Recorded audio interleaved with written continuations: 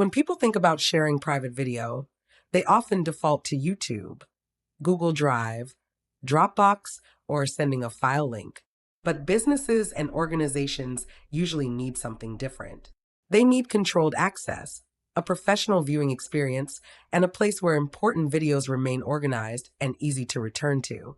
That is the difference between simply sending a file and creating a private video library. The traditional workflow is simple. Upload a video, send someone a link, they download the file, and then they manage their own copy. Tools like Google Drive, Dropbox, Box, and WeTransfer are useful for delivery.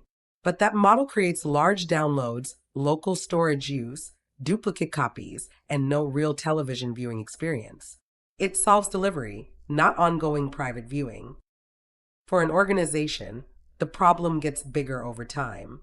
Training videos, leadership messages, member updates, onboarding videos, and event recordings are repeatedly sent through email or chat.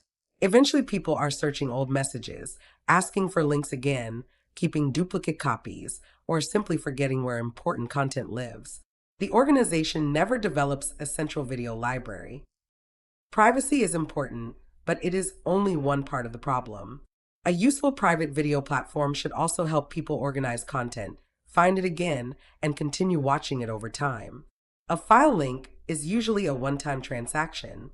A private video library creates controlled access, organization, and an ongoing viewing experience.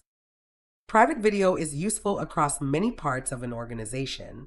It can support employee onboarding, internal training, client education, member resources, leadership communication, and recorded events. In each case, the goal is not to build a public audience. The goal is to give the right people reliable access to useful video when they need it. YouTube is an excellent platform for reaching an audience. Its model is built around discovery, channels, recommendations, engagement, and audience growth. But many organizations are solving a different problem. They already know who the viewers are. They need invite-based access, focused viewing, organized libraries, and content that remains available without becoming part of a public media environment. A better private video workflow changes the entire experience. Instead of simply uploading and sending a link, you upload the video once, organize it into a library, invite the appropriate viewers, let them stream it, and give them a place to return later. That turns private video from a one-time handoff into a lasting resource. Some videos contain much more than media. They contain knowledge. Training captures what employees need to learn.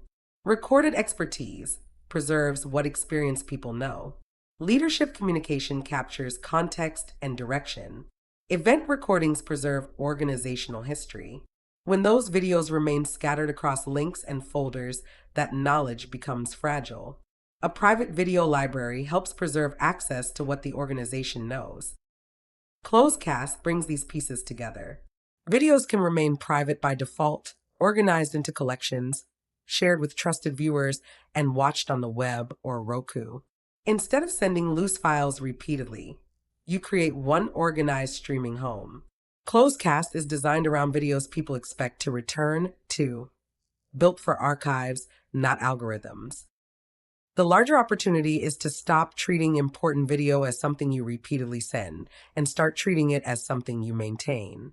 Training, member resources, client education, organizational history, and private collections all become more useful when they have a permanent, organized home. ClosedCast turns private video sharing into a lasting viewing experience. ClosedCast is about making meaningful video easier to preserve, easier to share privately, and easier to enjoy.